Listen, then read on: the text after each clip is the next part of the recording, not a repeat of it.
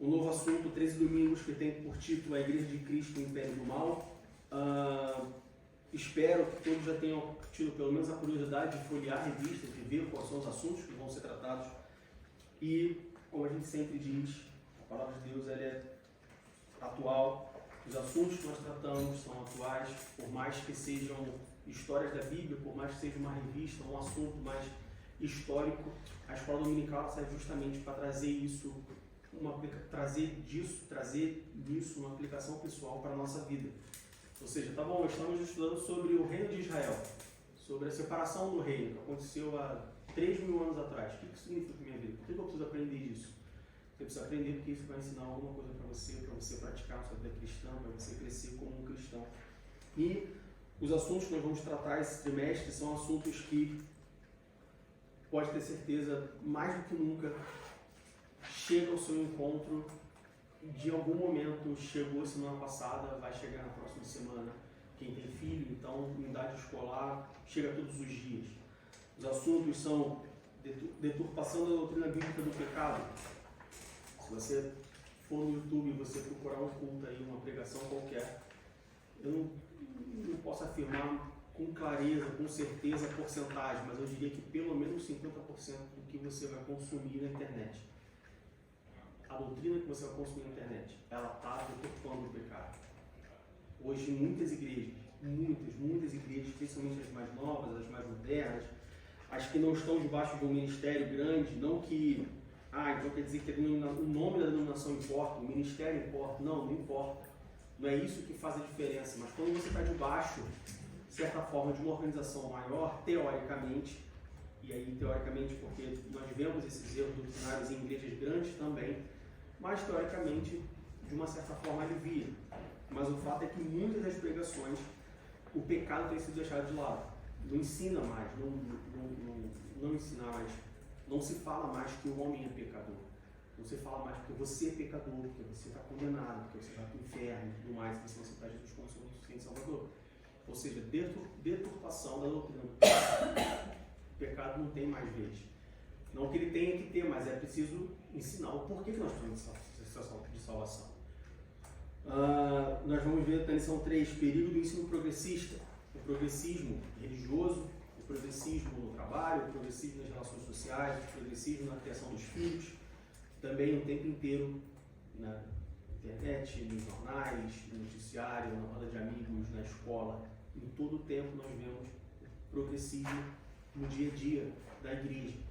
Progressismo religioso dentro da igreja. Igrejas progressistas, igrejas que estão completamente contra, estão indo completamente, se afastando completamente da doutrina bíblica, querendo de certa forma, ou fazendo, modernizando a Bíblia, mudando a Bíblia, os ensinamentos, não o texto em si, porque muitas vezes quando a gente fala sobre mudar a Bíblia, muitas pessoas não entendem como que a Bíblia está sendo mudada, porque a Bíblia não pode mudar, e de fato ninguém não espera que mudar a Bíblia é alguém chegar e falar, olha, tem aqui a Bíblia do Diego, e o texto, as palavras vão ser trocadas, um capítulo inteiro vai ser retirado. Não, isso não vai acontecer, porque é muito escrachado.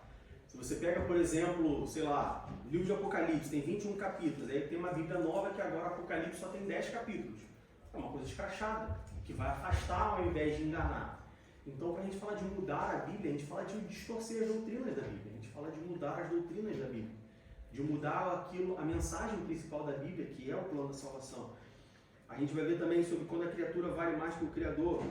Também, eu diria que junto com a deturpação do pecado, está na categoria aí de top 5, top 3 fácil das pregações que nós vemos hoje. Pregações que são egocêntricas.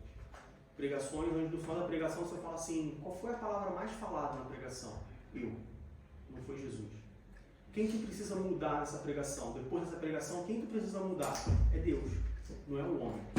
Pregações egocêntricas, pregações que se preocupam somente em satisfazer o homem. Porque é assim que o mundo está hoje. O mundo está cada vez mais individualista, o mundo está cada vez mais cada um no seu quadrado, o mundo está cada vez mais intolerante uns com os outros, e isso tem sido ensinado dentro das igrejas, tem entrado nas igrejas. A dessacralização da vida do ventre materno, ou seja, vamos falar sobre aborto. desconstrução da masculinidade bíblica, desconstrução da feminilidade bíblica, o que é afirmado hoje, e eu já ouvi muitas pessoas, até mesmo cristãos, falando que a Bíblia ela tem que ser ressignificada, que a Bíblia ela tem que ser reescrita, que a Bíblia ela tem que ser atualizada, porque a Bíblia foi escrita num período onde o machismo imperava, a Bíblia foi escrita num período onde o movimento feminista não existia, e que a Bíblia tem que ser ressignificada. Quem tem que ser ressignificado sou eu e você, não é a Bíblia. Deus ele não precisa de ressignificação, Deus é o mesmo ontem, hoje e sempre. E é uma blasfêmia, eu diria, você cogitar de que a Bíblia foi escrita por uma pessoa machista, que a Bíblia foi escrita num contexto machista ou num contexto que despreze completamente a mulher. Ah, mas a cultura judaica, mas o povo na época, a mulher não tinha lugar. A cultura, o povo, a pessoa, não Deus. Eu te desafio a encontrar na Bíblia um versículo que diga que a mulher não tem o seu valor. Eu te desafio a encontrar na Bíblia um versículo que diz que o homem tem que dominar sobre a mulher, dominar no sentido machista da palavra. Muito pelo contrário, nós encontramos na Bíblia uma coisa completamente diferente, que não tem sido ensinado e por isso ao longo do tempo tem sido ignorado pelas pessoas, ou distorcido pelas pessoas. Lição número 8, sobre transgênero. Lição número 9, uma visão bíblica do corpo. Uma frase que se ouve muito, pelo menos no Brasil, é meu corpo, minhas regras. O corpo é meu, eu faço aquilo que eu quero com o meu corpo. Mas uma coisa que nós temos aprendido nos cultos de doutrina sobre salvação é que Deus não comprou só a tua alma. Deus não comprou só o teu espírito, Ele comprou o teu corpo também. Então, se você se considera cristão, se você afirma que você é cristão, o teu corpo não te pertence. Você não pode fazer com ele o que você quer. Diego, isso envolve o quê? Isso envolve tudo. Isso envolve de fazer uma tatuagem, isso envolve de comer uma batata frita. Isso envolve de fazer uma dieta, isso envolve tudo. E aí eu não quero dizer que um ou outro isso é pecado, não estou entrando na questão do pecado, estou entrando na questão de que nós vamos entrar na questão de que o seu corpo não te pertence. Não é seu. Não é eu faço o que eu quero com o meu corpo porque ele é meu. Não, ele não é seu. Também, deturpadíssima hoje em dia. Renovação cotidiana do homem interior, cultivando a convicção cristã, muito importante. Muitas pessoas dentro da igreja arriscam a dizer, ou não estaria tão errado, dentro da nossa igreja, não tem uma convicção cristã formada. Não sabe por que é cristão. Não sabe o que significa ser cristão. Muitas pessoas que entram por essa porta não sabem ou não têm um real entendimento do que acontece aqui de 11h30 a 1h30. Não sabe. Não sabe o que é ser cristão. Não sabe o que é ter uma convicção cristã.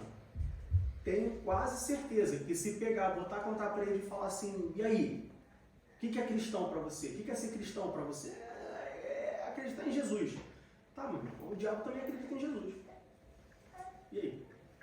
Ser cristão não é acreditar em Jesus. Ser cristão não é acreditar em Cristo. Não, porque o diabo também acredita em Jesus. Ele também acredita em Cristo, ele sabe. Se você perguntar para ele, ele sabe. Sabe mais da Bíblia que você. Que eu, você, que todo mundo aqui junto. Então muitas pessoas, muitas mesmo, não têm uma convicção cristã formada. Não sabem no que creem. Acreditam porque foram ensinadas, porque foram criadas, porque falam, porque é legal, porque é bonitinho, porque é interessante, porque está na moda, porque se você colocar uma cruz no Instagram, todo mundo acha que você é uma pessoa legal, então são cristãs, mas não têm uma convicção cristã formada. São pessoas que não aprendem, são pessoas que estão há 40 anos na igreja e se perguntam perguntas que uma criança lá dentro responde. Então, muito importante também. Por fim, as duas últimas lições, sendo a igreja do Deus vivo e o mundo de Deus no mundo dos homens. Nós não podemos esquecer que, e a própria palavra de Deus nos diz que o mundo jaz do maligno. E nós moramos nesse mundo, nós vivemos nesse mundo. Quer você queira ou quer não, você está nesse mundo. E você precisa aprender a conviver com esse mundo. Conviver sem se adaptar, não se adaptar, mas sem se conformar. Conviver não fazendo aquilo que ele faz, mas mantendo a sua posição como cristão. O tempo inteiro, de todas as formas, em todas as esferas, nós somos, de certa forma, desafiados, ou somos, de certa forma, influenciados, somos combatidos com coisas que o nosso Deus não aprova, com coisas que o nosso Deus não se agrada, em muitas situações, nós vamos ficar numa situação, como a gente falou na semana passada, de que, mas se eu fizer isso, eu vou perder meu emprego, se eu fizer isso, eu vou perder a minha liberdade, se eu fizer isso, eu vou perder uma promoção, se eu fizer isso, eu vou perder um amigo. Por isso que é importante a convicção cristã. Porque quando você tem uma convicção, você toma uma ação baseada naquela convicção, você não tem dúvida. Você não tem dúvida, você não tem medo, você não tem nada que faça você ter um segundo pensamento. Então, por isso que é importante nós criarmos, nós termos essa convicção do porquê você é cristão. Por que você vem aqui todo domingo? Por que você ora? Por que você lê a Bíblia? Criar essa convicção cristã. Então, como sempre, chovendo molhado, uma lição atual, assuntos atuais, muito importantes. É uma coisa que eu vou falar mais sobre isso ao longo da lição, mas já queria deixar claro. Não tem uma expressão em inglês que fala don't shoot the messenger, ou seja, não atire no mensageiro. Não sou eu, não é o pastor, não é o João Luiz, que são os teus professores. É a palavra de Deus. Se você tiver alguma coisa contra do que for falado, se você tiver, não diga só, eu penso diferente, eu acho que não é assim, eu acho que é assado, eu discordo. Amém, meu irmão. Você é livre para fazer isso. Mas não vá contra quem está falando, vá contra a mensagem que está sendo falada. Então, eu não concordo com você. Amém. Não espero que você concorde comigo em tudo. Mas você precisa concordar com a palavra de Deus. Porque se você é um cristão que segue a Bíblia, que tem a Bíblia como seu manual de regra, fé e prática, então, se você discorda da Bíblia, você precisa... Por que você discorda? Eu acho que o aborto tem que ser liberado. Por que você acha que ele tem que ser legalizado? Não, tem que ser legalizado porque se a pessoa não abortar numa clínica, ela vai abortar clandestinamente e ela vai morrer. Esse é o seu argumento para que o aborto seja legalizado como cristão? Não, mas é assim. Tá. Eu tenho o Diego como pessoa física e eu tenho o Diego como cristão. O mundo vai por esse caminho, mas como cristão, eu jamais posso dizer que precisa legalizar o aborto. Por mais que não, mas vai acontecer, mas as pessoas vão morrer, mas como cristão, o que a Bíblia diz? A Bíblia diz que não. Então eu não posso querer usar o mundo para justificar a Bíblia. Na maioria das vezes isso não vai colar. Então a gente vai falar, com certeza, nós vamos falar sobre vários assuntos, vamos ter várias discussões, muitas das vezes discussões calorosas, mas tenham sempre em mente que o compromisso da igreja é com a Bíblia. O compromisso da igreja é com o que o Deus diz, não com o que eu acho, não com o que eu penso, não com o que o lugar onde nós vivemos, a sociedade que nós vivemos permite ou não permite. Se alguém tem alguma coisa contra isso, se alguém discorda em algum ponto, é a Bíblia, o compromisso é a Bíblia. Seja para o bom ou seja para o mal, ou seja para falar aquilo que realmente tem que ser falado, seja para distorcer de alguma forma. E os irmãos falam, olha só, a Bíblia diz que a posição é essa, então a posição tem que ser essa. Tá? Então, estudem, como a gente sempre fala, escola dominical, por incrível que pareça, não é lugar de aprender, é lugar de tirar dúvidas. Se você passar a semana inteira sem ler a Bíblia, semana inteira sem ler a lição, e chegar no domingo para aprender alguma coisa nova, pode ter certeza que o seu aproveitamento não vai ser bom. Então, leia durante a semana a revista. É uma revista, as lições são muito pequenas. São 3 tópicos em cada um. A lição 1, por exemplo, ela começa na página 4. Bom, começa na página 3, mas a página 3 é metade da página é imagem, começa na página 4 e vai até a página 7. São 3 páginas. Você lê isso aqui em 5 minutos. Pode ter certeza. Leitura antes de dormir. Então, assim, leiam durante a semana, para quando chegar no domingo, não ser, o que vai falar sobre hoje? Não, olha só, eu li isso, eu penso diferente, eu acho que é assim, que tem uma experiência assada. E aí a gente poder ter uma aula produtiva. Amém? Amém. Bom, lição de número 1, a igreja diante do espírito da Babilônia. Apocalipse capítulo 17, do verso 1 ao verso 6, será o texto base da nossa lição. E, como sempre acontece, a primeira lição é mais um panorama geral do que vai acontecer, do que vai ser falado, né? Uma abertura.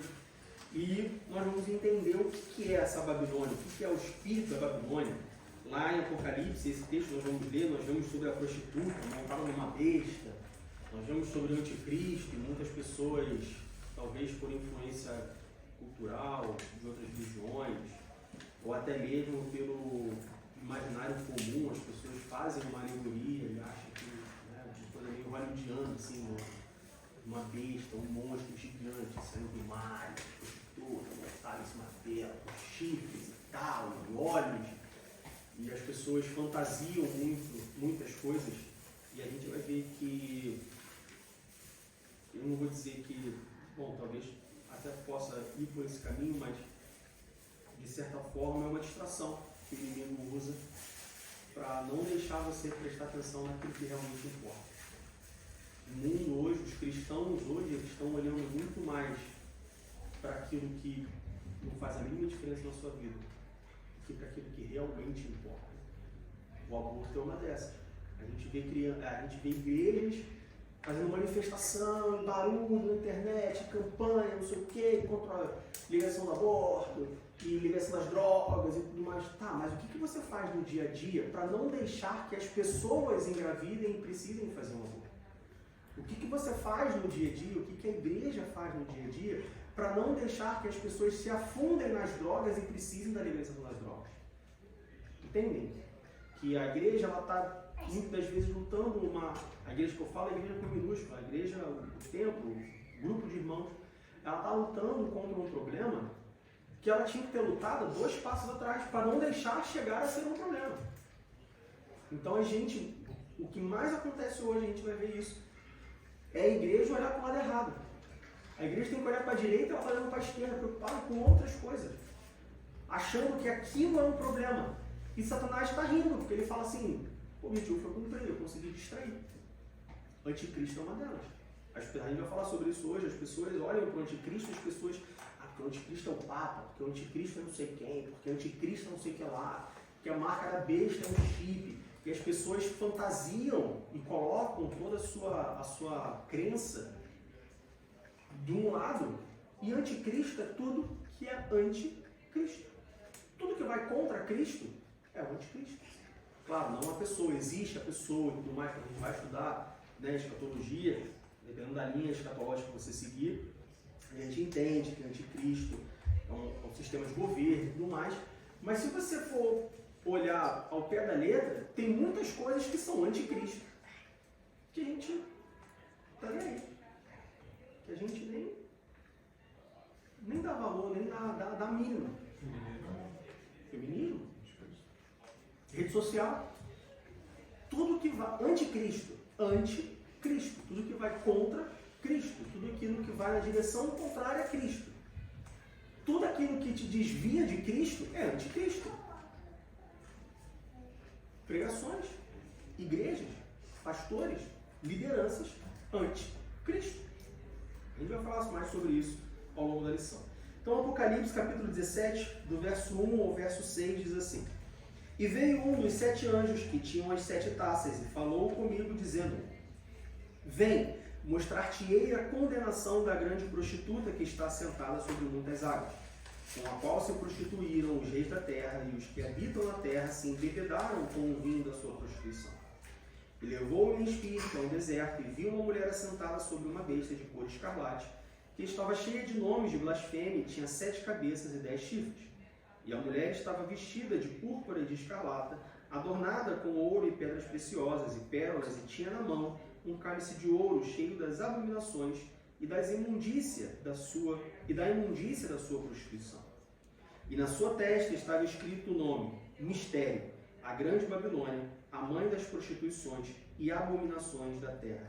E vi que a mulher estava embriagada do sangue dos santos e do sangue das testemunhas de Jesus. E vendo-a eu, maravilhei-me com grande admiração. Bom, o livro de Apocalipse, como imagino que todos nós estamos cientes disso, ele é a revelação de Jesus Cristo, ou seja, é a descrição, tem como propósito revelar, mostrar tudo aquilo que vai acontecer. Então a gente vai lá para Apocalipse, capítulo 1, versículo 1, nós encontramos o apóstolo João falando o seguinte, Apocalipse capítulo 1, versículo 1. Revelação de Jesus Cristo, a qual Deus lhe deu para mostrar aos seus servos as coisas que brevemente devem acontecer.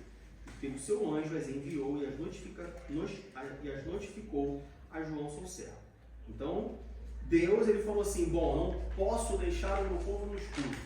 Eu não posso deixar que o meu povo seja pego de surpresa.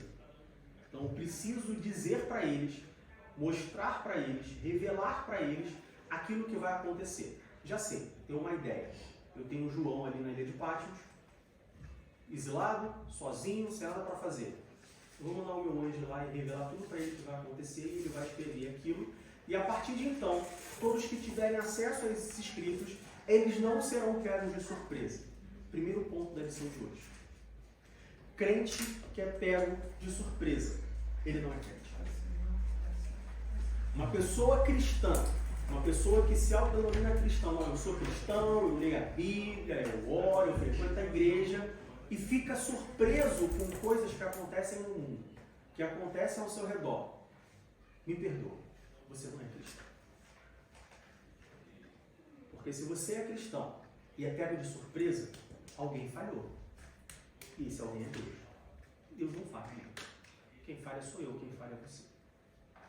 Independente do assunto, Covid-19, o mundo horroroso, as igrejas e os crentes desesperados. Como que um crente fica desesperado com uma doença? Com um surto de uma doença. Uma pandemia. Como? Ele nunca leu Mateus 24? Eu não digo nem Apocalipse, porque Apocalipse, por ser um livro de revelações, por ser um livro de revelações de coisas que hão de acontecer, muitas das vezes a gente não entende. É um livro de difícil interpretação, muito difícil. É um livro que tem muitas, a gente pode dizer, muitas vertentes, que tem muitas linhas doutrinárias acerca do Apocalipse, de o que vai acontecer, quando que vai acontecer, como que vai acontecer. Tem muita linguagem figurada, tem muita coisa que a gente lê que a gente não entende, mas que está escrito assim porque é uma das formas que a gente pode tentar alcançar, né? Mas ele revela. Tem coisas que você não precisa saber detalhes. Você consegue ter uma ideia a partir de tudo. Então, um crente fiel, uma pessoa que fala, não, eu sou cristão, uma pessoa que tem uma convicção cristã, ela jamais pode ser pega de surpresa. Se ela for pega de surpresa em alguma coisa, ela dormiu no ponto. O problema é com ela. Ela falhou em algum momento. Crente não é pego de surpresa. Estourou uma guerra. Estourou uma guerra. Caramba, uma guerra aconteceu. Poxa, mas olha agora que o mundo estava em paz, se recuperando de uma pandemia global, onde as pessoas deveriam agora se unir em amor, em união e tentar reconstruir aquilo que foi destruído pela Covid. E agora vem guerra. Uma surpresa por quê? De novo, nunca leu Mateus 24? Então, reafirmo que, assim como diz em Apocalipse capítulo 1, versículo 1, Apocalipse, revelação de Jesus Cristo, a qual Deus lhe deu para mostrar aos seus servos as coisas que brevemente devem acontecer. Se você está surpreso com o que está acontecendo, se você não sabe o que vai acontecer, então você não é servo. Então você buscou em algum lugar. Então está faltando você ler a Bíblia, está faltando você orar, está faltando você ter intimidade com Deus. Porque para quem é seu servo, Deus mostra. Deus mostra exatamente o que vai acontecer. Deus mostra que no dia tal, não sei qual de março, a Rússia invadiu a Ucrânia, que no dia não sei quando de dezembro, ou sei lá quando que aconteceu, o vírus se espalhou, saiu do, sei lá de onde que saiu, e aí começou a se espalhar. Deus mostra, não estou falando que Deus mostra o dia exato, como que vai acontecer, quando que vai acontecer.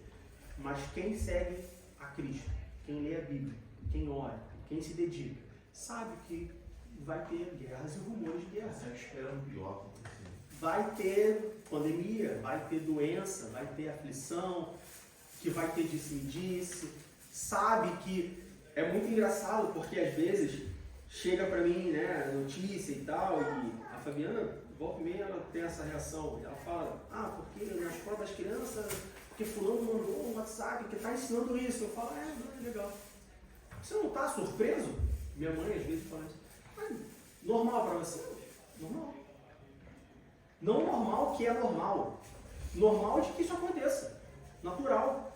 Eu ficaria surpreso se passassem 5 anos não tivesse nada diferente. Aí eu ficaria surpreso.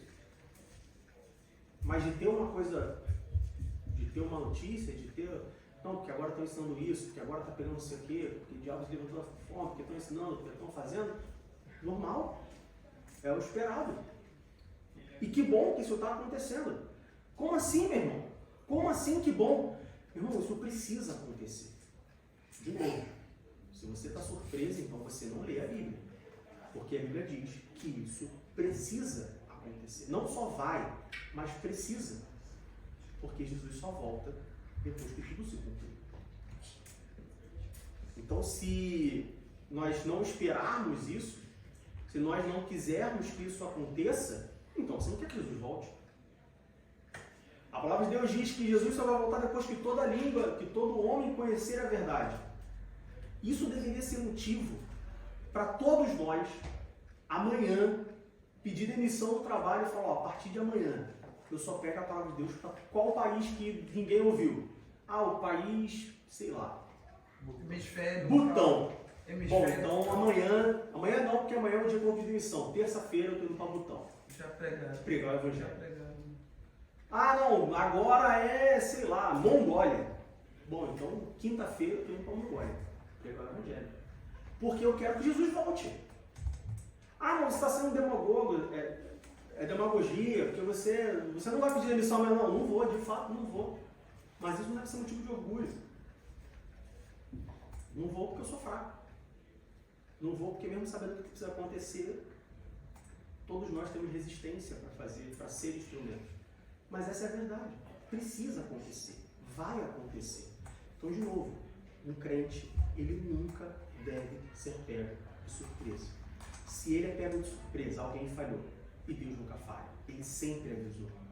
Todas as coisas que acontecem no mundo, desde que sua palavra foi escrita, ou se cumpriu, ou está se cumprindo, pode ter certeza que ela vai se cumprir.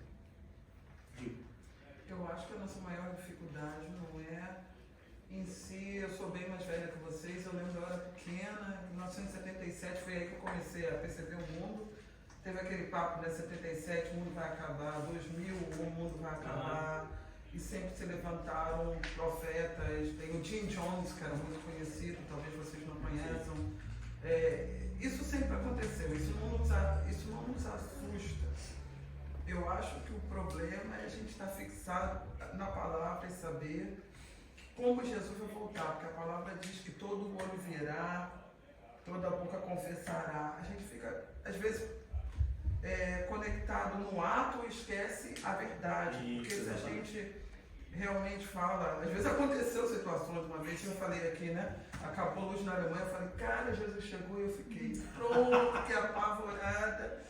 Eu falei, cara, o que aconteceu? Porque naquele tempo a Alemanha funcionava, você vê tudo sem luz, tudo parado. Eu falei, cara, ele chegou, acho que eu fiquei. E aí eu fiquei assim 1 minuto procurando, eu falei, ele voltou, eu fiquei procurando. E é justamente por isso. Aí eu fiquei, né, mas eu não vi, aí depois eu fui me acalmando, mas foi aquele... voltou, Não, mas aí foi aquele pensamento, tô ferrado, fiquei.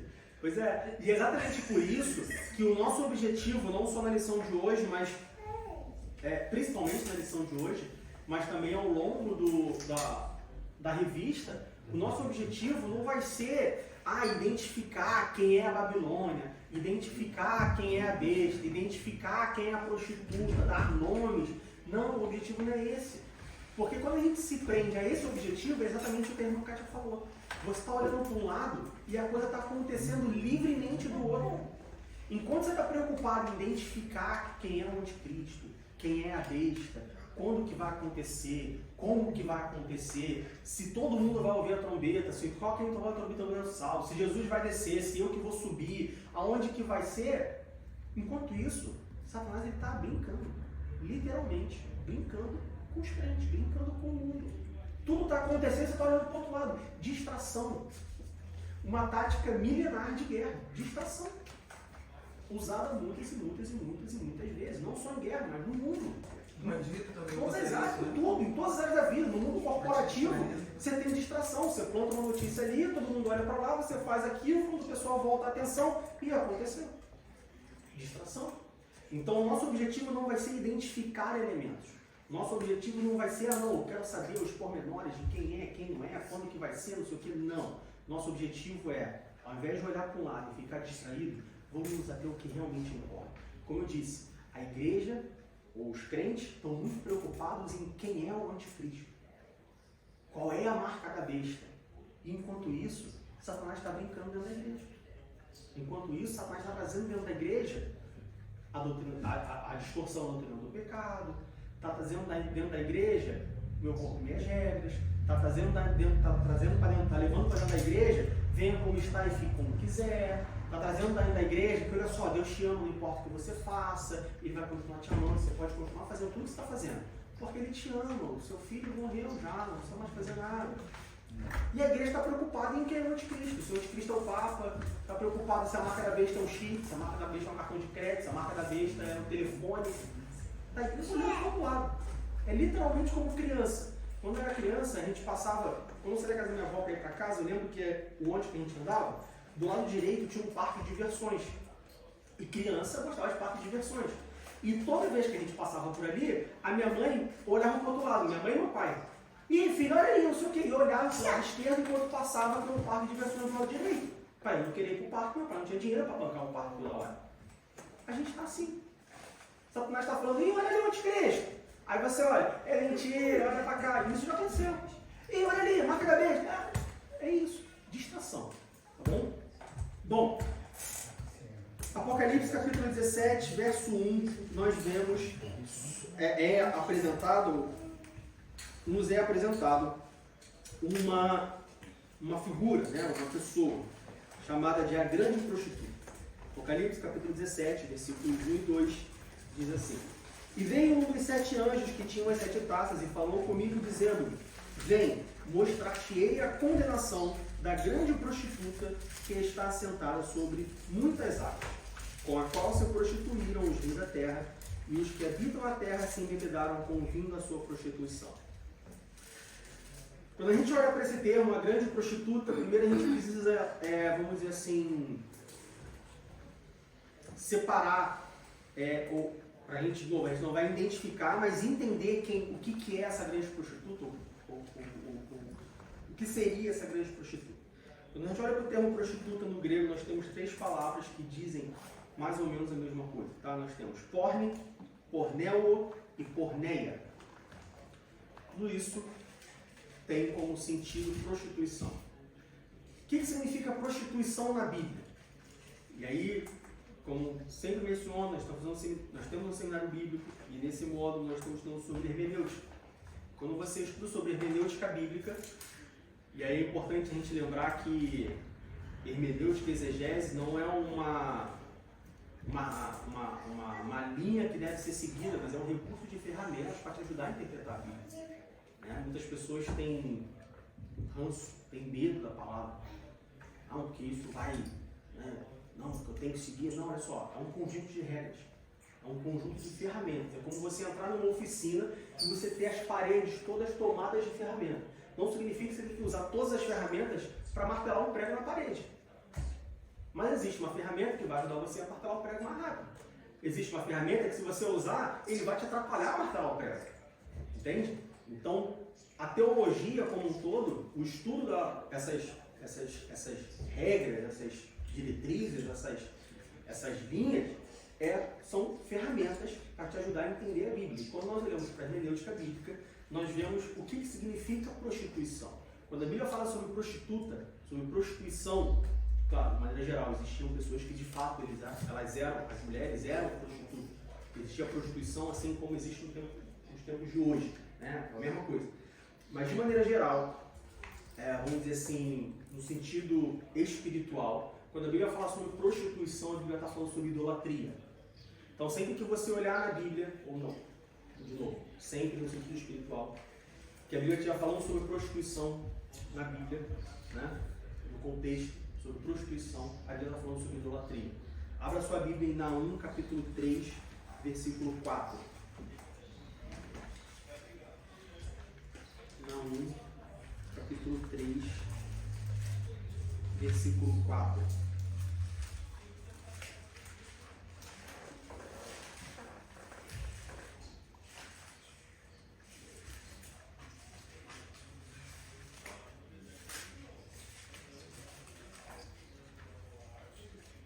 Então, Naum, capítulo 3, versículo 4, diz assim: por causa da multidão dos pecados, da muito graciosa meretriz, da mestra das feitiçarias, que vendeu os povos com os seus deleites e as gerações com as suas feitiçarias.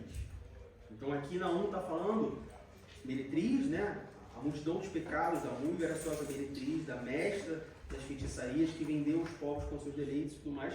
Naum está falando aqui de uma meretriz, uma prostituta, mas espiritualmente. Não está falando de, Deus está falando aqui de idolatria. Isaías capítulo 23, versículo 15. Isaías 23, 15.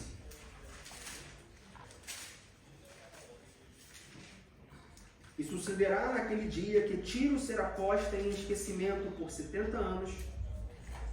Isaías 23, 15. Por esquecimento por 70 anos, conforme os dias de um rei, mas no fim de 70 anos, Tiro será como a canção de uma prostituta. Como assim? Uma cidade vai ser como uma canção de uma prostituta? Como que uma prostituta canta? Eu nunca visitei uma prostituta. Como que ela canta? Eu não sabia nem que ela cantava. Achava que ela fazia outra coisa. Então eu sei que prostituta, né? Ela não canta. Não, mas tem todo um ritual. Bom, talvez cante no início, no meio, sei lá. Mas como assim Tiro será como a canção de uma prostituta? De novo, no sentido espiritual, está falando de idolatria. Uma canção de idolatria. Tiro será uma cidade idólatra. E aí a gente teria que entrar nos pormenores, analisar o contexto, mais para a gente entender o porquê uma canção de uma prostituta. Mas seguindo adiante, Jeremias capítulo 2, versículo 20. Jeremias capítulo 2, versículo 20. Que diz assim: quando eu já há muito quebrava o teu jugo e rompia as tuas algemas, dizias tu: nunca mais transgredirei. Contudo, em todo o alteiro da alto e debaixo de toda a árvore verde, te andas encurvando e corrompendo. Idolatria. Oséias capítulo 2, versículo 5. Oséias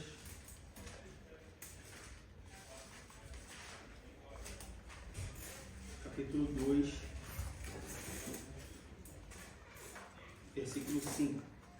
Porque sua mãe se prostituiu, aquela que os concebeu, ouve-se torpemente, porque diz: irei atrás de meus namorados, que me dão o meu pão, e a minha água, a minha lã, e o meu linho, o meu óleo, e as minhas bebidas.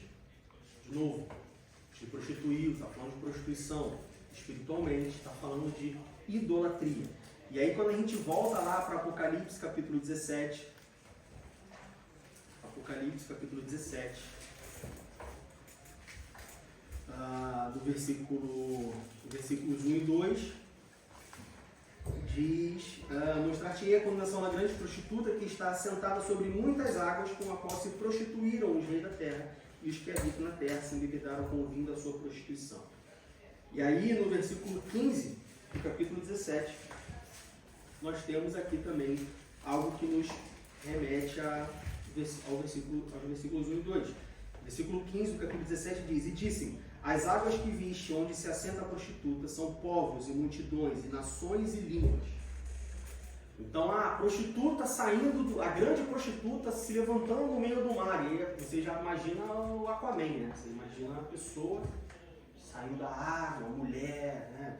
Com cabelos longos. Uma sereia, né? Uma sereia. É sereia. Então é sereia. Sereia é pecado. Não pode sereia, porque lá em Apocalipse, capítulo 17, fala lá a mulher prostituta que sai da água. Sereia. Então seria pecado. Então agora, a partir de hoje, o crente não pode mais assistir a Pequena Sereia, porque é pecado. Não estou tentando mérito se pode, se não pode, se deve, se não deve. Estou falando que as pessoas elas pegam e fazem associações, e enquanto isso, Satanás está colocando dentro da igreja idolatria. E a pessoa preocupada com a sereia. E na igreja, idolatria. Então, quando a Bíblia fala aqui em Apocalipse, capítulo 17, da grande prostituta, ela está falando de idolatria. Quando a Bíblia fala sobre muitas áreas onde essa prostituta se assenta, ela está falando de multidões de pessoas seduzidas pela idolatria, pelo paganismo, pela oposição à fé cristã. Ela está falando de uma multidão de pessoas que está andando, está indo na direção completamente contrária à direção da Bíblia. Estão fazendo coisas, estão afundadas em práticas, estão afundadas em ideologias, estão afundadas em conceitos, estão afundadas em coisas gerais completamente diferentes daquilo que a Bíblia diz. Tá? Seguindo adiante, Apocalipse capítulo 4, versículo 8, capítulo 14, versículo 8, nós encontramos o seguinte texto. E Apocalipse 14, 8. E outro anjo seguiu dizendo: Caiu Babilônia, aquela grande cidade que todas as nações deu a beber do vinho da ira da sua prostituição. E no versículo 17 e 5, como nós lemos, diz: E na sua testa estava escrito o nome Mistério, a grande Babilônia, a mãe das prostituições e abominações da terra. Então, quando a gente fala sobre o espírito da Babilônia, quando a gente fala da Babilônia no Apocalipse, a gente não está falando de uma cidade. Mas quando está falando de Babilônia no Apocalipse, coisa que vai acontecer se a cidade da Babilônia já não existe mais, ou se o império da Babilônia já acabou. Não, aqui está falando de um sistema religioso. Aqui está falando, não um sistema, mas não um sistema religioso. Sim, um sistema religioso. Está falando aqui de uma multidão de pessoas em volta em prostituição. Como assim prostituição? Então a gente tem um mundo de prostitutas. Não, de idolatria, de pecado, contra a fé, de oposição à fé cristã, de oposição à Bíblia. É disso que nós estamos falando quando a gente fala sobre a grande prostituta da Babilônia, ou a grande Babilônia, o espírito da Babilônia, e saindo desse mar que representa as pessoas que estão afundadas ou imersas nisso. Prostituição cultural. Prostituição cultural. Se misturam com ela mais coisas também. Que traz a idolatria. Diga. Eu não sei, mas quando você estava lendo, o que me veio à cabeça foi... Isso também não é só mulher, também. A gente vê quando tem coisa de prostituição, tem muito política, tem muitos acordos, tem muito... Tudo isso. São como... A minha cabeça está um pouquinho alemão. São várias camadas, Exatamente. São várias coisas. Você não pode jogar somente para o lado sexual de uma mulher que se vende. É todo quando ela fala assim, eu quebrei o teu jugo, aí eu lembrei, deve ser o cafetão, deve ser o cara que, porque eu te tirei de ali, eu paguei por você. Mas agora você é minha. Mas você voltou para lá, né? Tem aquele, você tem um versículo, eu quebrei o teu jugo, no entanto você volta para o mesmo caminho, você começou a destrinchar, né? Exatamente. Mas eu acho que a gente também não pode pensar, a gente só pensa em sexo. Mas não é só sexo, é política. E aí não quer dizer que então é política, então o sexo é liberado. Não, também. É desonestidade. Veja bem, nem para esquerda nem para direita. É muita outra coisa, a gente só pensa naquilo, mas não é só isso. Exatamente. E aí você fala assim, não, mas é uma coisa política e tal, São várias coisas. isso não é para mim. Então, olha só, você tem a prostituição dentro da tua casa. Como assim, meu irmão? Prostituição da minha casa? Como assim prostituição da minha vida? Eu não sou prostituto, não, meu irmão. Não, espiritualmente. Sabe quando você aquele favorzinho? Não, olha só, faz pra mim, dou aqui um agrado, tá. Rio de Janeiro, pelo menos, tem. Mas isso tem um trabalho também. Rio de Janeiro, você chega na praia num dia de 40 graus de sol, o estacionamento tá lotado da praia. Quanto que é o estacionamento? R$20. Ô, meu chefe, quanto é? Pô, te dou 10 aqui, tudo certo? Chega aqui, Arranja a varinha pra mim, tá tranquilo? Chega no restaurante, tá lotado, não tem reserva. Meu pai, arranja a mesa pra mim aí. Eu te dou aqui uma caixinha, um mês. Ingresso pro Maracanã. Um ingressinho aqui e tal. Prostituição. Só que a gente acha que prostituição é a mulher que tá na rua, rodando bolsinha, com saia curta, oferecendo serviços sexuais a um homem. Também tem prostituição masculina. Também tem prostituição masculina, mas o homem nunca é prostituto, o homem é modelo, né? A mulher é prostituta. O homem é pegador, a mulher que não pode. Diga. A gente também pode assimilar a palavra da prostituta, né, como a gente está lendo aí, aquela referência que você deu lá de Isaías, né, Isaías 23:15, quando ele fala: sucederá naquele dia que Tiro será posta em esquecimento por 70 anos, conforme os dias de um rei, mas no fim de 70 anos Tiro será como a canção de uma prostituta. Aí no versículo 17 e 18, ele diz assim: porque será no fim de 70 anos que o Senhor visitará Tiro, e ela tornará a sua ganância de prostituta e terá comércio com todos os reinos que há sobre a face da terra. E será consagrado ao Senhor o seu comércio e a sua ganância de prostituta.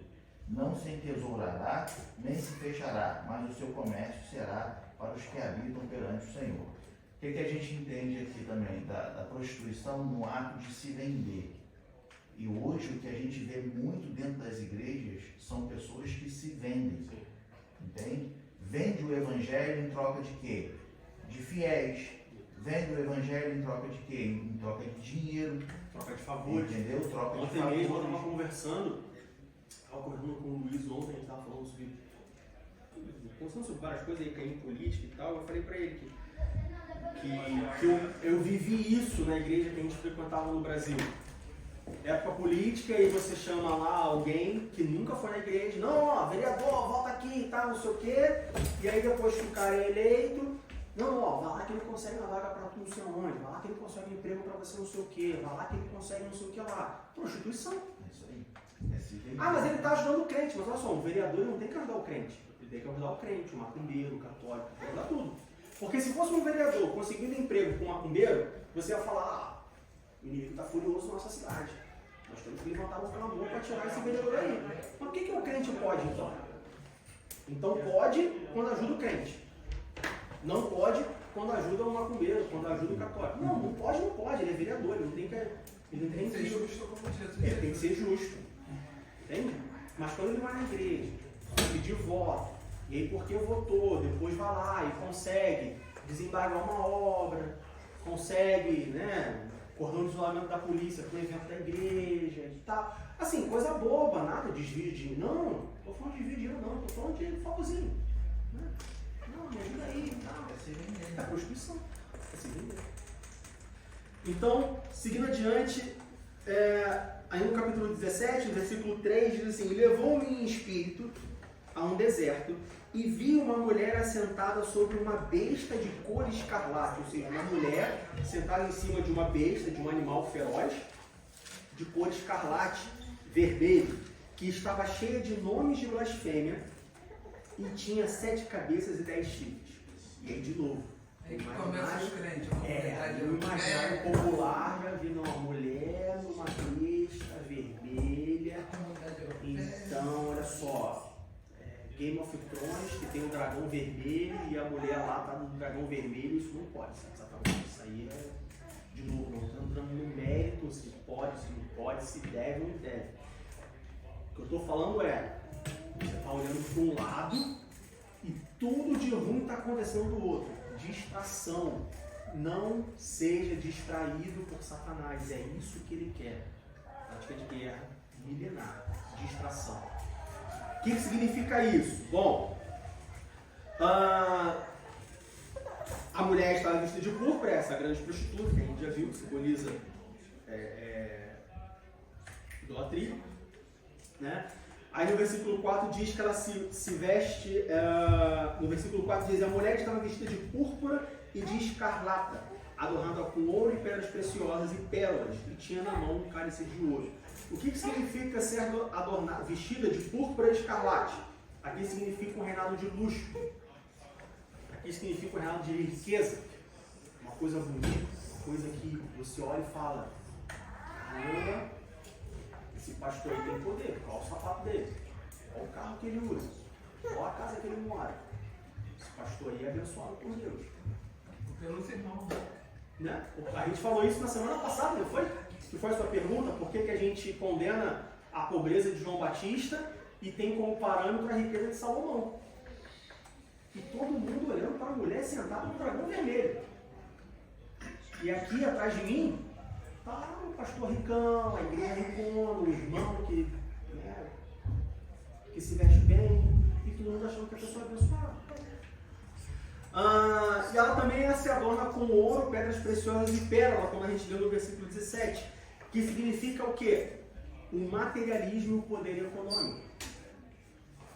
Bens materiais, coisas materiais, poder econômico, dinheiro, riqueza, coisas que a gente, como igreja, infelizmente, dá valor hoje. Mas eu acho muito, eu não gosto de Apocalipse, pra ser sincero. Se puder, não leio. Se puder, não leio. Só leio na igreja quando o pessoal abre, aí eu dou aquela lida rápida e já fechei. Porque eu acho muito difícil essa história de você estar lendo, e são vários símbolos. É um livro complexo. Aí você fica vendo Satanás atrás da porta e às vezes. Né? É meio complicado. Eu já ouvi, eu como já andei, os adventistas dizem uma coisa, os batistas dizem outra. Cada grupo tem uma interpretação diferente. Eu acho que não é, eu não gosto muito, eu prefiro me fixar em Jesus, volto um pouquinho. Mas interessante quando, eu não quero interpretar, mas quando você fala adornada de ouro, de pedras preciosas, de pérolas, aí parece-me vários continentes, né? Pérola eu ia dizer que era Ásia, né? Não tem nada a ver, hein? Não estou tendo a gente pode falar, tá certo, não tá certo. estou tendo a visão, nem tenho. Né? Aí você vê ouro, podia ser o mundo árabe, pedras preciosas. Mas é interessante, são vários povos, né? Não é uma coisa só. Não, são várias coisas, são várias pessoas. Isso. Agora, isso é o achismo, né? Não, você tá certo, você tá na linha certa. Então, ouro, pedras preciosas, pérolas, materialismo, poder econômico, riqueza, domínio economicamente falando. Aí depois, no final do versículo 4, diz assim: e tinha na mão um cálice de ouro cheio das abominações e da imundícia da prostituição. Aí aquele crente fraco, aquele crente imaturo, chega na casa do irmão, tem uma taça de ouro. O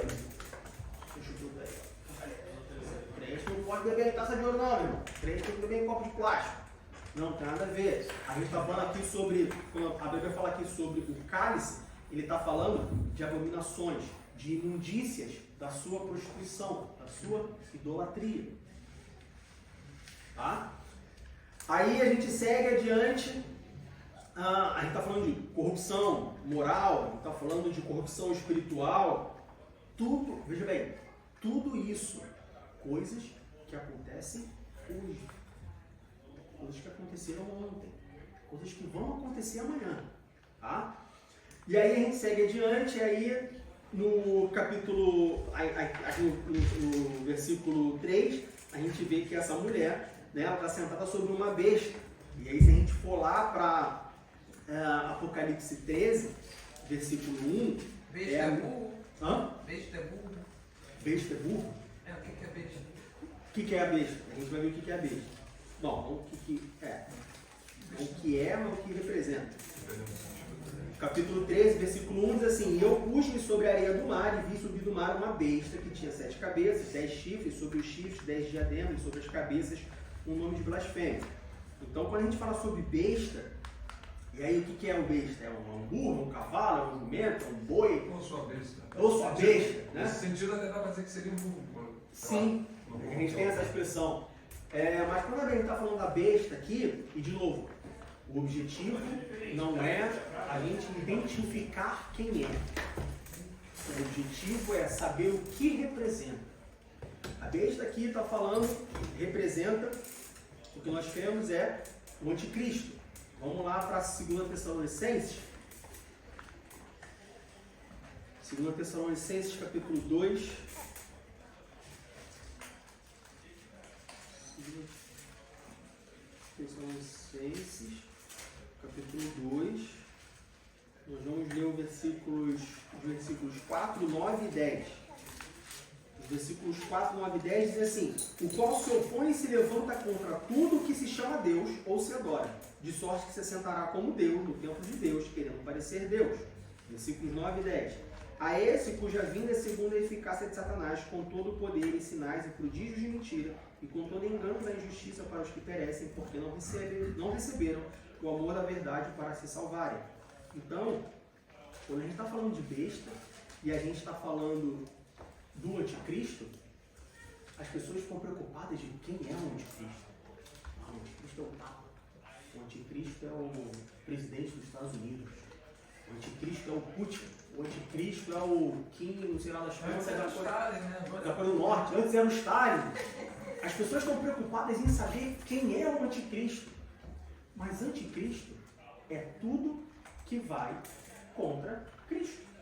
Aqui no versículo 4 de 2 Tessalonicenses capítulo 2, assim, o qual se opõe e se levanta contra tudo o que se chama Deus. Ou se agora. Então a igreja está preocupada em saber quem é o anticristo? Não, eu vou para Roma, mas eu não vou para o Vaticano, que é lá onde mora o anticristo. Como cristão, não posso pisar no Vaticano. Eu não posso compactuar com a residência do anticristo. Enquanto isso, na tua casa, tem um monte de anticristo. Um monte de coisas que você faz todos os dias que são anticristo. Que é um movimento contra Deus.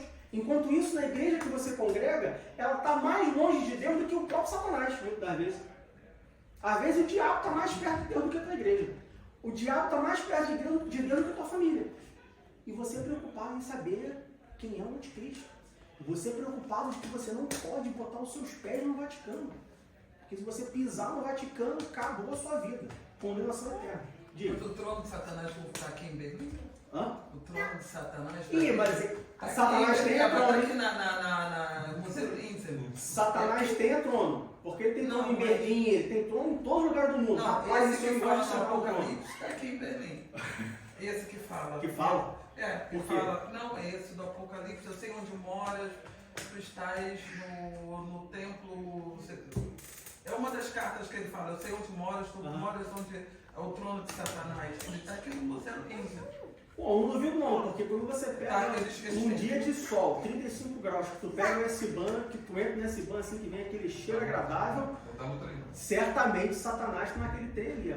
É só pegar o velho. Aquilo não é de... A Bíblia diz que o céu tem refrigério, então ali não é o céu, certamente ali não é o céu.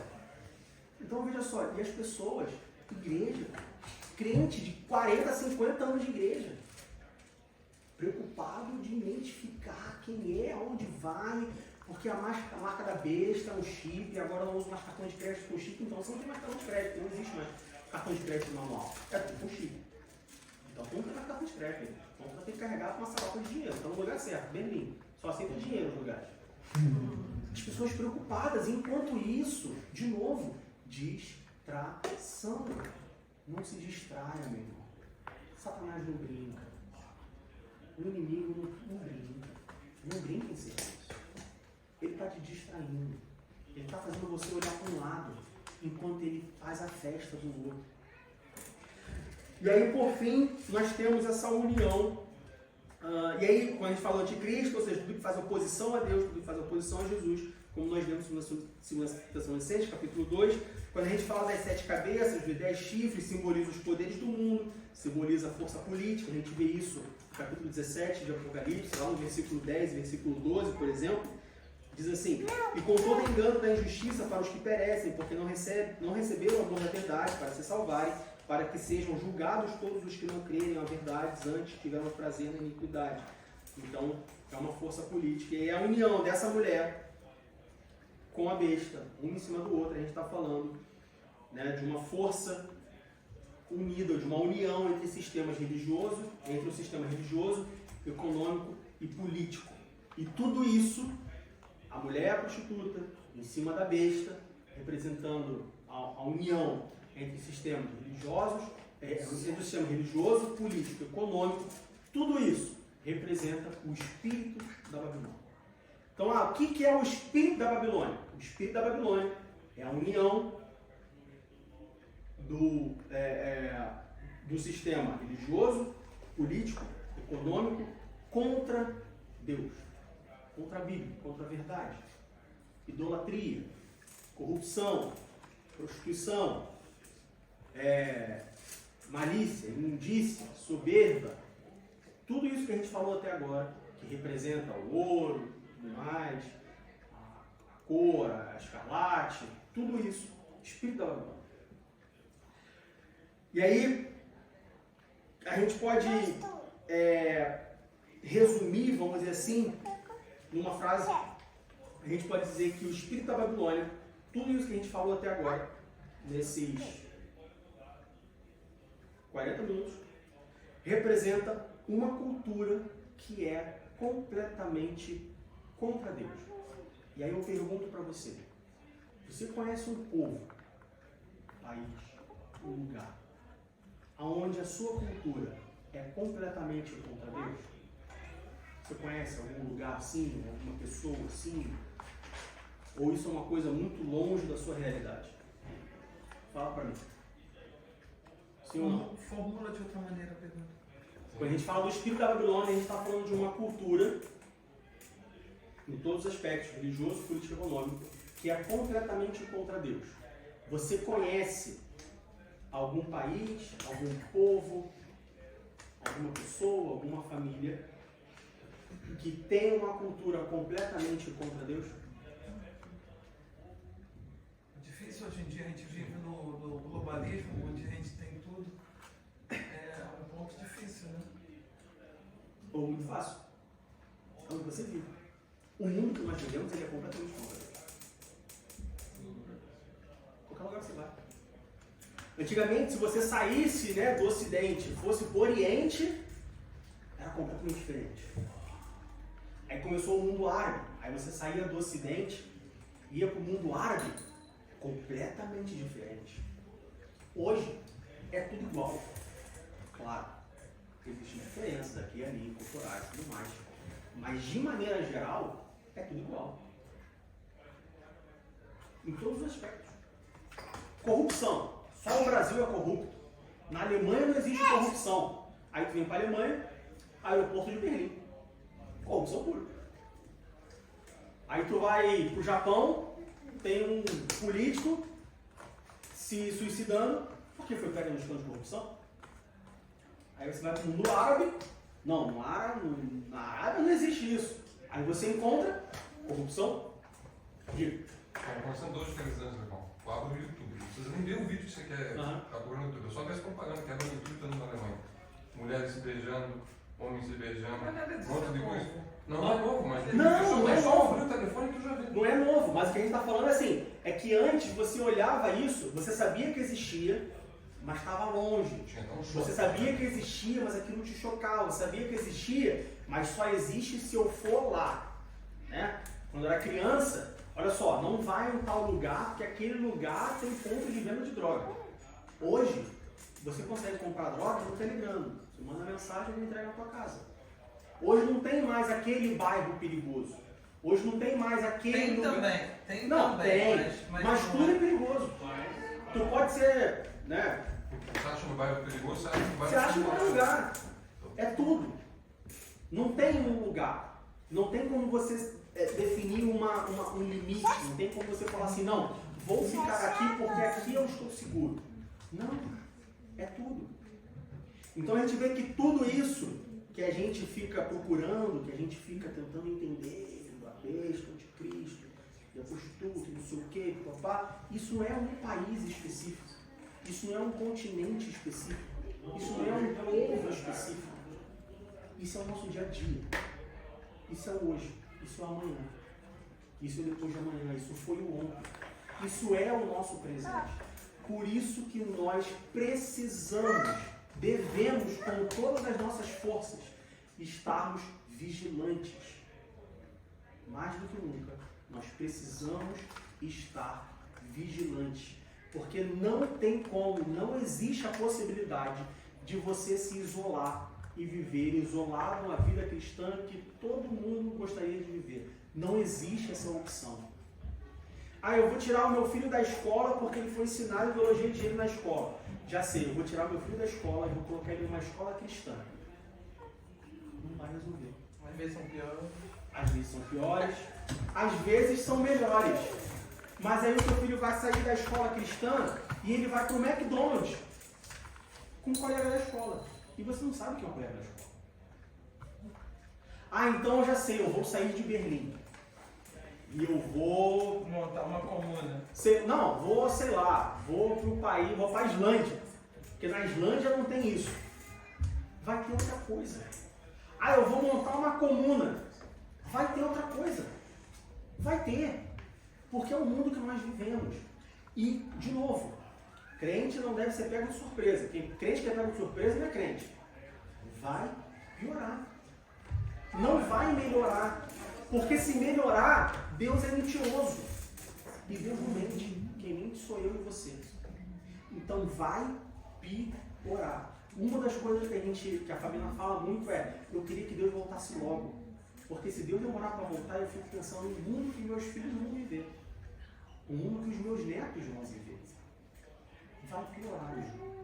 Mais uma vez eu digo, por isso que a gente não pode ter distração. Não se distraia com aquilo que não importa. Não se distraia com aquilo que não ajuda. Não se distraia com aquilo que não edifica. Que não te edifica. A gente vê crente dentro da igreja se preocupando com coisa que não tem que se preocupar.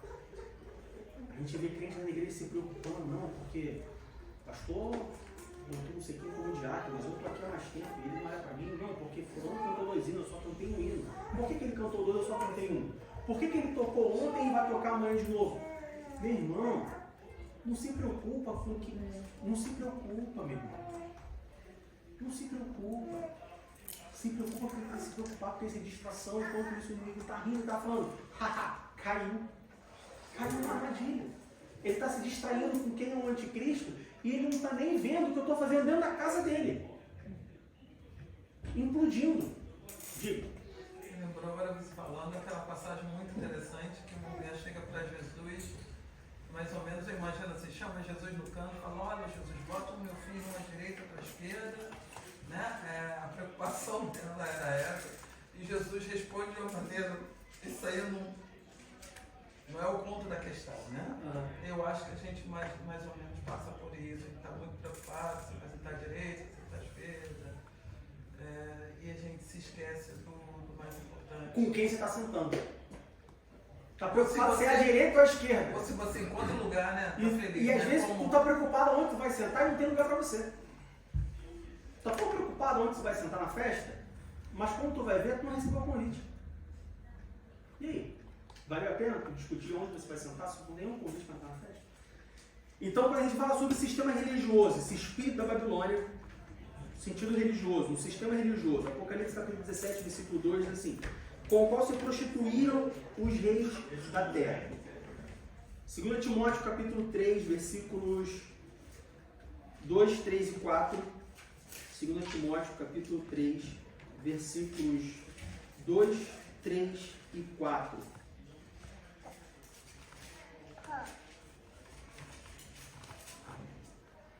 Diz assim, 2 Timóteo 3, 2, 3 e 4. Porque haverá homens amantes de si mesmos, avarentos, presunçosos, soberbos, blasfemos, desobedientes a pais e mães, ingratos, profanos, sem afeto natural, irreconciliáveis, caluniadores, incontinentes, cruéis, sem amor para com os bons, traidores, obstinados, orgulhosos, mais amigos dos deleites do que amigos de Deus. E aí eu vou fazer uma pausa aqui.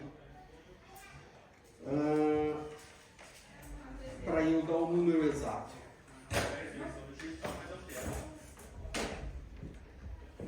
A igreja está preocupada com o anticristo. Quem é o anticristo? Enquanto a igreja está preocupada com quem é o anticristo, dentro da igreja você tem cada vez mais pessoas. E aí, de novo, vou falar na igreja porque não adianta eu falar para o mundo, porque o mundo não está aqui para ouvir isso. Dentro da igreja tem pessoas preocupadas com ego. Dentro da igreja tem pessoas preocupadas com dinheiro, com prazeres. Dentro da igreja tem pessoas preocupadas consigo mesmo. Dentro da igreja tem pessoas preocupadas ou comprometidas com aquilo que ela quer, com aquilo que ela espera, com aquilo que importa para ela. Enquanto você está preocupado em quem é o anticristo, enquanto você está preocupado, né, com as coisas que o diabo está te enganando, você tem, por exemplo, uma pessoa que é um homem que é pastor, que ele tem 15,2 milhões de seguidores no Instagram. E sabe o que ele está pregando? Que nós somos o ponto fraco de Deus. Eu vi essa semana. Nós somos o ponto fraco de Deus. Deus tem ponto fraco? Começa por aí. Então, Aí sabe o que ele usa para isso? Salmos 51. Salmos 51, 17. Salmos 51, versículo 17.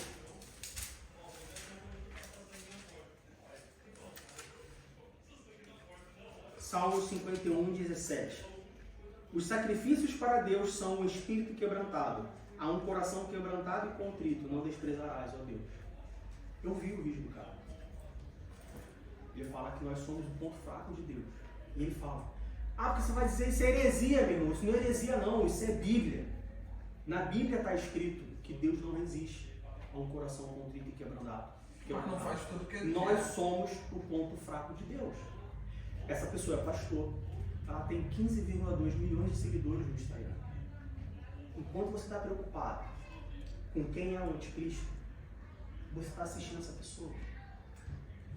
As pregações humanistas, onde você assiste a pregação e no final de 40 minutos, de 1 hora, a palavra mais falada na pregação é você, eu. Você, eu. Você, eu. Você, eu. E Jesus está onde? E a igreja preocupada com o anticristo.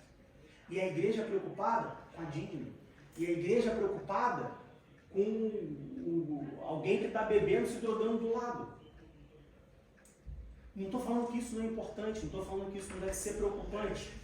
O que eu estou falando é, se preocupe com o que realmente importa. Porque enquanto você está preocupado com o filme novo da Disney, você está colocando dentro da sua casa a deturpação da palavra de Deus. Porque você acha que tudo é Bíblia. Porque você acha que tudo... Não, a igreja não importa qual a igreja. O que importa, não importa qual a doutrina. O que importa é que está falando de Jesus. Mas falando o que de Jesus?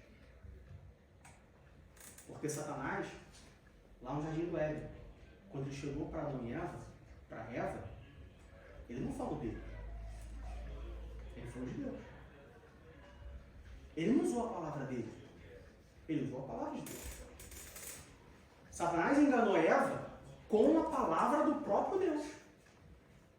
Então você acha que Satanás vai entrar na tua casa com uma Bíblia diferente, ele vai entrar na tua casa montado na besta de vermelho, com ouro ou com não sei o que, fazendo aquele escarcéu todo, você está todo preparado, armado, e ele está entrando com a palavra de Deus, distorcendo a palavra de Deus, falando para você que você é mais importante do que qualquer pessoa, falando para você que você é o ponto fraco de Deus, que Ele não te resiste, que Ele te ama, que Ele suporta tudo que você faz, falando para você que, olha só, você vai vencer não importa quando, você vai vencer não importa onde, aquelas pessoas que te viram sofrer, aquelas pessoas vão ter que reconhecer a tua vitória.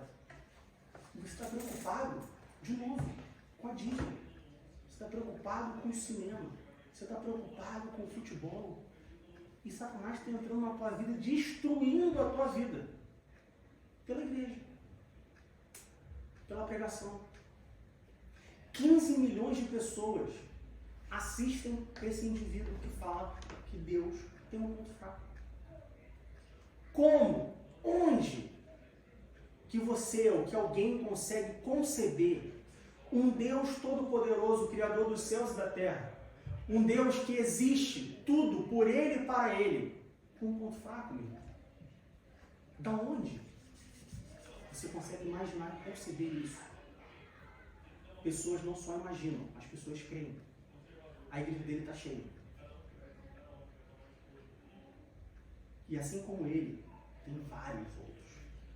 Vários outros. Por isso que a gente fala, cuidado por onde você anda. Cuidado quem você escuta. Cuidado quem você ouve. Cuidado com o que você aprende. E quando a gente fala isso, a gente está falando, cuidado por onde você anda. Ah, tá falando porque eu tô andando pela boate, porque eu tô andando por não sei onde, porque eu tô andando... Cuidado com quem você ouve. Ah, tá falando porque eu não posso ouvir música do mundo. Cuidado com o que você vê. Ah, eu não posso assistir o filme da princesa. Não, eu tô falando de igreja. Porque se você estiver firme na palavra, se você estiver firme na igreja, se você estiver firme na doutrina verdadeira, na Bíblia, todas as outras coisas, você vai cumprir. Entende? Se eu estiver firme na palavra, na doutrina, se eu estiver firme aqui, eu vou estar me blindando contra os falsos ensinamentos, eu vou estar me blindando contra o filme da Disney, eu vou estar me blindando contra o cinema, eu vou estar me blindando contra o futebol, eu vou estar me blindando contra tudo. Porque isso aqui não serve só para dentro da igreja, isso aqui não serve só para fora da igreja, isso aqui serve para tudo. A Bíblia é nosso manual de regra, fé e prática. Vive pela Bíblia e você vai sempre se dar bem. Só que as pessoas não estão vivendo pela Bíblia, elas estão preocupadas com coisas completamente, de novo, importantes, válidas, sim, mas estão se esquecendo do dever de casa. Sabe? Está se esquecendo do principal, está se esquecendo daquilo que importa. E o inimigo, de novo, distração. Ele está te distraindo. Enquanto você está olhando para um lado, ele está fazendo a festa no outro. Diga, Cátia. Você falou desse pastor e me lembrou muito. O que eu noto, o problema é que a gente tem que ver qual o conceito de onde você tira o seu Deus. Porque tem vários versículos na Bíblia, né? Que diz que nós todos somos deuses, mas morreremos. Tem um salmo que diz isso, né? Eu tenho um amigo que me disse que eu era uma deusa, fiquei toda feliz. Porque ele é hindu, né? Ah, você é uma deusa, né? Porque... Aí eu lembrei do versículo, mas como homens morreremos, né? A Bíblia é muito sábia. O que eu me assusto em todas as igrejas que eu já passei é como o povo sabe pouco da Bíblia, como o povo lê pouco da Bíblia. Desculpa te cortar. 2 Timóteo capítulo 3, versículo 7. 2 Timóteo capítulo 3, versículo 7 diz assim: que aprendem sempre e nunca podem chegar ao conhecimento da verdade. Crente. Que aprende sempre, mas nunca chega ao conhecimento da verdade. Mas aprende de onde? Esse é o meu problema. Deixa eu voltar para o meu raciocínio. Você falou desse aí, me lembrou o Papa. Poxa, hoje eu estava ouvindo no rádio, estavam falando sobre Roma, né? Eu gosto muito de ouvir rádio, eu gosto de ficar ouvindo rádio do minha cedo. Então, ele estava falando como bonito, Roma, a cidade, não sei o quê. Aí eu lembrei, né, o Vaticano. Quantas vezes a gente, quando era pequeno, você nasceu evangélico, cresci numa casa de pessoas ateias, intelectuais, mas no fundo o pessoal tem sempre uma raiz católica. Aí tinha aquela coisa do Papa, quantos milhões ele não tinha, aquela óbice que não sei o que lá, que todo mundo, quantos milhões ele não alcança. Mas de pessoas que não conhecem a palavra de Deus e nem têm interesse.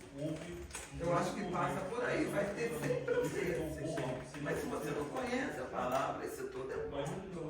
Pessoas que aprendem sempre, mas nunca chegam ao conhecimento da verdade. Igreja, de novo, não estou falando da igreja do outro, não, estou falando da nossa igreja. Aqui, a DM Berlim tem pessoas que aprendem sempre, mas nunca chegam ao conhecimento da verdade. Ah, Diego, você está me humilhando. Ah, Diego, você está falando, não sei, não estou falando para você, eu estou falando que existe. Nossa igreja hoje deve ter, sei lá, uns 50, 60 membros cadastrados. 50 pessoas, 40 pessoas que vêm aqui na igreja regularmente. Pode ter certeza que no meio dessas 40, dessas 50, tem pelo menos uma que aprende sempre, mas nunca chega ao conhecimento da verdade. Como pode? Como pode? Imagina uma pessoa que começou na escola, primeira série, ela aprendeu a somar. Essa pessoa está na 9ª série e ela ainda não sabe somar. Como pode?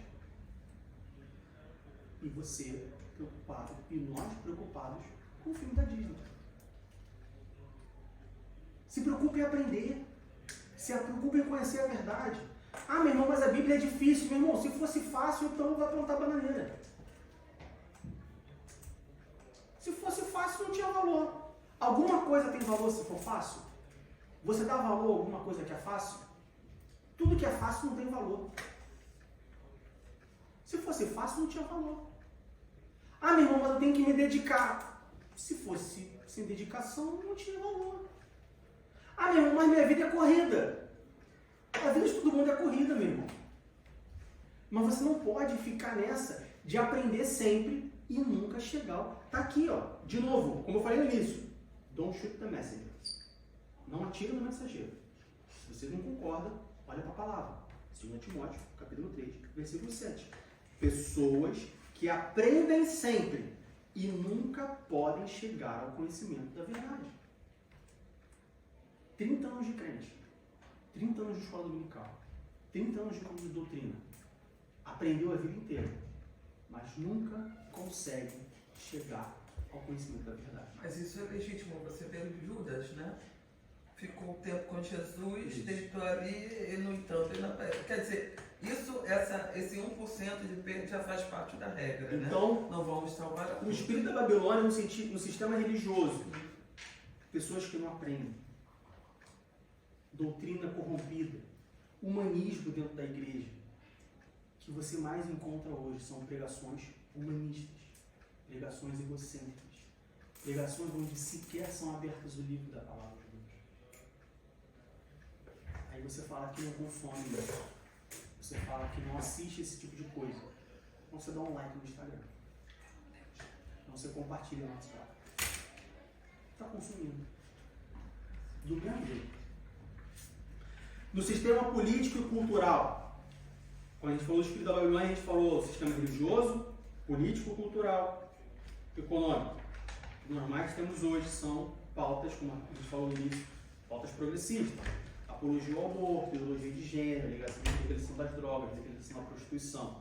Tudo isso está lá em Isaías capítulo 5, versículo 20. Nada é novidade. Tudo isso a Bíblia já falava.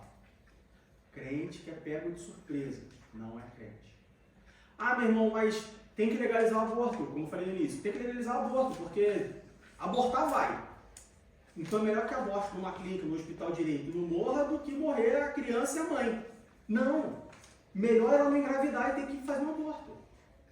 Então, quando você está preocupado com a legalização do aborto, são duas vertentes, né? Muitos estão apoiando a legalização do aborto.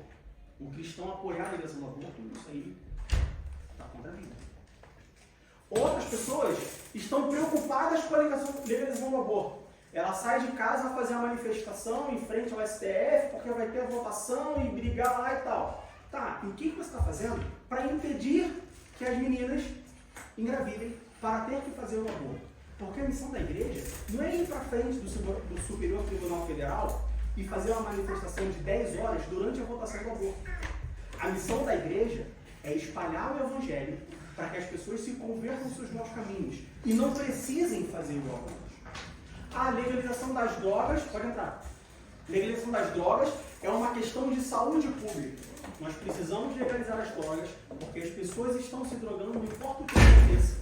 E aí é uma questão de saúde pública. Não. É uma questão de evangelho. Porque se você pregar o evangelho e as pessoas se converterem, as pessoas preencherem o vazio que existe dentro delas com a palavra de Deus, com o amor de Jesus Cristo, com o Espírito Santo habitando nelas, essas pessoas não vão se drogar. E aí a legalização não precisa acontecer. E aí não é mais uma questão de saúde pública. Ah, mas legaliza a droga porque o álcool é legalizado. Legaliza a droga porque o tabaco é legalizado. Meu irmão, a gente já viu isso aqui mais de uma vez. Não é porque Davi errou que eu posso errar. Não é porque Abraão teve filho com outra mulher que eu vou pegar agora outra mulher e vou ter filho com ela. Uma coisa não tem nada a ver com a outra. Corrupção do sistema político, cultural. Sistema econômico. Pessoas dentro da igreja levando vantagem financeira, ilícita, imoral, dando prejuízo ao próximo. Essa semana eu li uma notícia no interior de Tocantins que um pastor foi preso. Por que ele foi preso? Porque ele prometia, ele foi processado por fraude, ele prometia aos seus fiéis um lucro de R$1 octilhão. O que é isso? R$1 octilhão. Ele prometia isso como lucro. Ele foi preso, óbvio. O nome de Jesus foi envergonhado, a igreja foi envergonhada. Mas acho que tem boa chance mesmo de dizer octilhão. Ah, mas Como que ele fez isso? Não sei, algumas pessoas acreditaram. Por que acreditaram? Porque aprendem sempre, mas nunca chegam ao conhecimento da verdade. Aí está preocupado com o filme da Disney. Está preocupado com o filme da Disney. Mas está levando o calote do pastor que prometeu R$1 milhão. Adianta alguma coisa? Distração. Pode ter certeza que o inimigo está fazendo mesmo. Ele está te distraindo. Ele está me distraindo. O inimigo está nos distraindo, nos fazendo olhar para uma direção, nos fazendo de novo ir para a porta do STF, fazer uma manifestação de 10 horas contra a legalização do aborto. Enquanto isso, as meninas continuam engravidando e a igreja não está fazendo nada. Ao invés de eu estar lá fazendo manifestação, por que eu não estou levando o evangelho para essas pessoas? Por que eu não estou fazendo aquilo que Jesus mandou eu fazer? O que Jesus mandou fazer? Ide pregar o evangelho a toda criatura. Ele não falou, ide fazer manifestações contra as decisões políticas. Ele não falou isso. Jesus falou, ide e pregai o evangelho a toda criatura. Foi isso que ele mandou você fazer.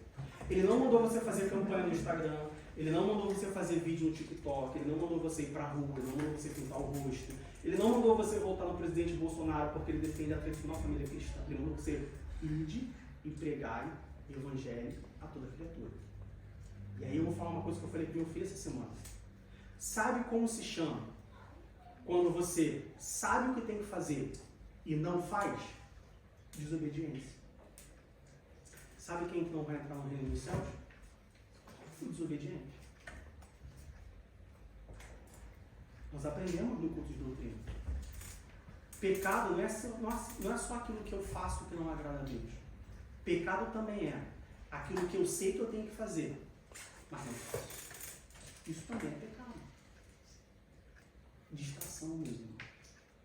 A igreja está distraída. A igreja está olhando para um lado e Satanás está brincando do outro. Qual deve ser a nossa posição como igreja? Primeira coisa, não negociar a ortodoxia bíblica.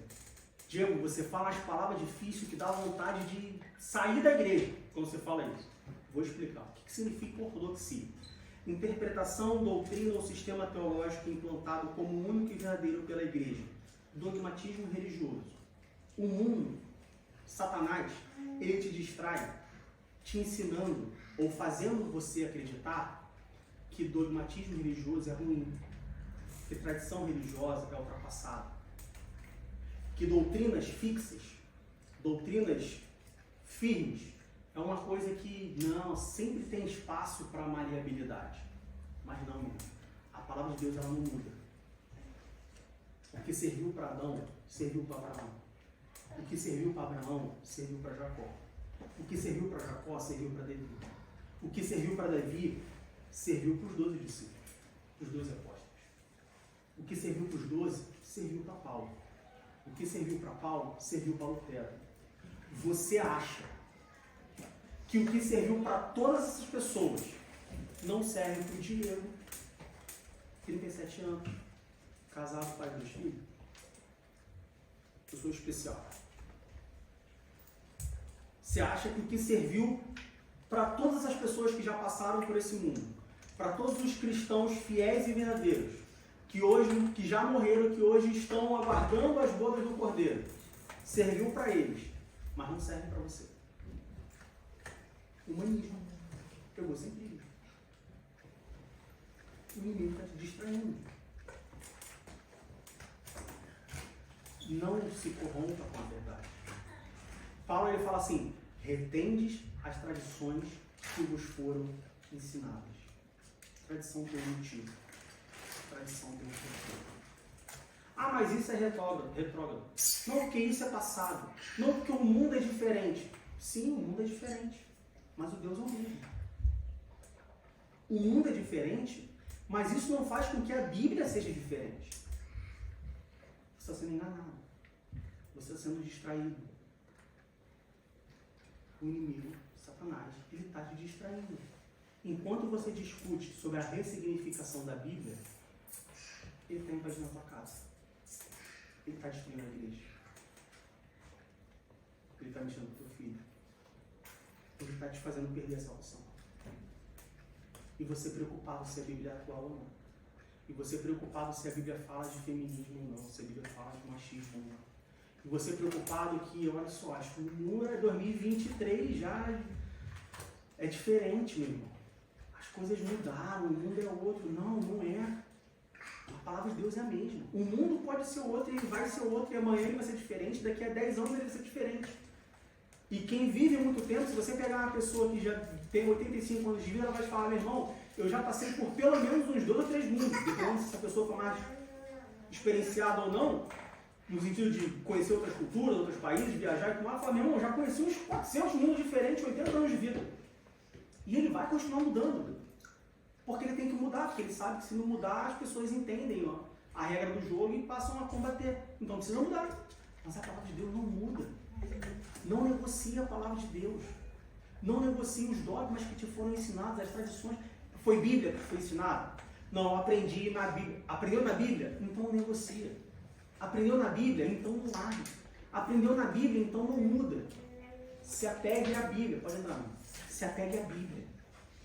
De novo, pessoas dentro da igreja que aprendem sempre, mas nunca chegam ao conhecimento da verdade. A igreja está cheia. Aqui na igreja tem pessoas assim. Ore, se dedique, busque de Deus para você não ser uma dessas pessoas. Para nós concluirmos, 2 Tessalonicenses capítulo 2, versículos 6 e 7. 2 Tessalonicenses capítulo 2, versículos 6 e 7. Como eu disse, ao longo desse trimestre, nós vamos falar sobre vários assuntos atuais, que você ouviu ontem, que você vai ouvir hoje, que você ouve hoje, que você vai ouvir amanhã. Qual deve ser a posição da igreja? Qual deve ser a sua posição? Ah, a posição da igreja é essa. Não, não é a posição da igreja. Você é a igreja. Igreja não existe sem membro. Você é a igreja. Eu sou a igreja. Então é assim, não, a posição da minha igreja é, não. A sua posição é. A posição da igreja vai ser a sua posição. Nós temos 50 pessoas aqui. Se 50 pessoas tiverem posições diferentes, a igreja não vai ter uma posição. Agora, se 50 pessoas tiverem a mesma posição, pautada e firmada na palavra de Deus, olhando para o mesmo caminho, a igreja vai olhar para o mesmo caminho.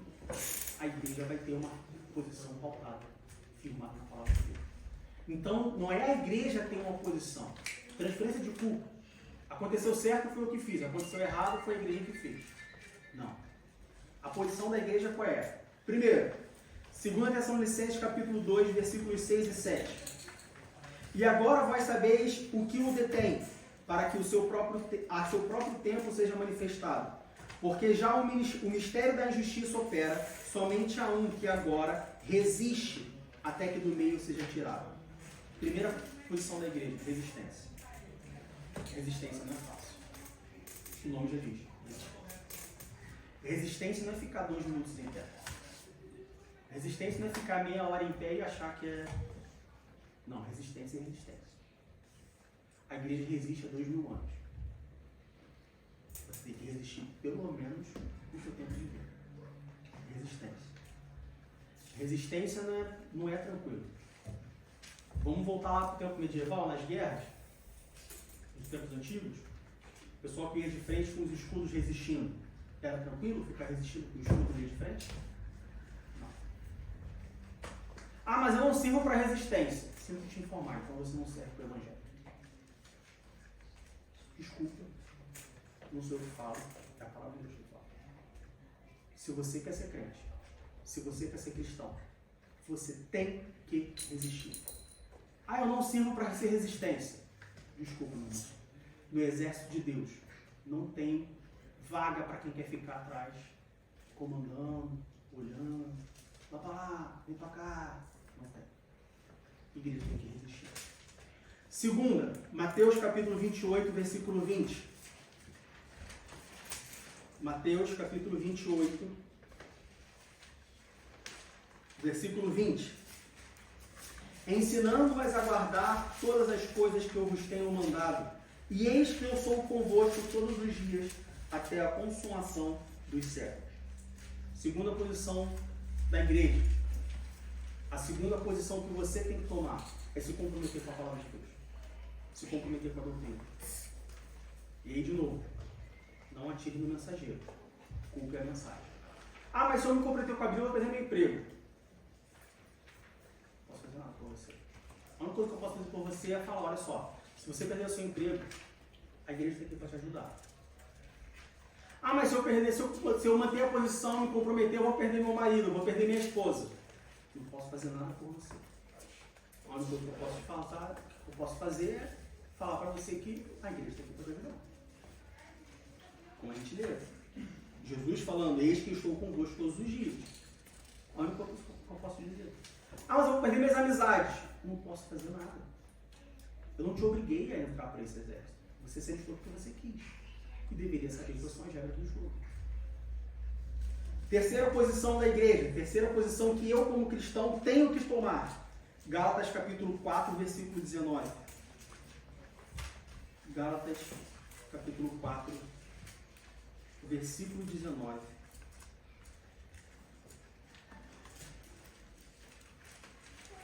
Gálatas 4, 19, que diz assim: meus filhinhos, por quem... Gálatas 4, 19. Meus filhinhos, por quem de novo sinto as dores de parto, até que Cristo seja formado em vós. A terceira posição da igreja, diante de tudo isso que a gente conversou hoje, a terceira posição que eu, como cristão, tenho que tomar, porque eu sou a igreja, é ter o caráter de Cristo formado em mim. Não é venha como está e fique como você quer. É venha como está e fique como Jesus quer. Você precisa ter o teu caráter transformado. Não tem espaço para crente Gabriela. Eu sou assim, vou morrer assim, me aceita, porque senão eu vou embora. Então vai embora. Você precisa ser transformado pelo caráter de Cristo. Paulo diz, meus filhinhos, por quem de novo se das dores de parto, até que Cristo seja formado em vós. Você precisa. Eu preciso. Nós precisamos ter o nosso caráter formado por Cristo. Nós precisamos ter o caráter de Cristo. Quando você pega um exército e vai para uma batalha, não é cada um vestindo a roupa que quer. Não é cada um fazendo o que quer. Não é cada um com opinião diferente. São todos com o mesmo uniforme, com os mesmos acessórios, com os mesmos equipamentos, falando a mesma coisa, marchando na mesma direção. Nós precisamos ter o caráter de Cristo formado em nós. Por último, para nós encerrarmos, Hebreus capítulo 12, versículo 14. Hebreus capítulo 12, versículo 14. Segui a paz com todos e a santificação, sem a qual ninguém verá o Senhor. Meu irmão, resistir ao mal, ensinar a doutrina, perseverar na doutrina, formar o caráter está fácil demais, mas santificação também. Hebreus capítulo 12, versículo 14 diz, segui a paz com todos e a santificação, sem a qual ninguém verá o Senhor.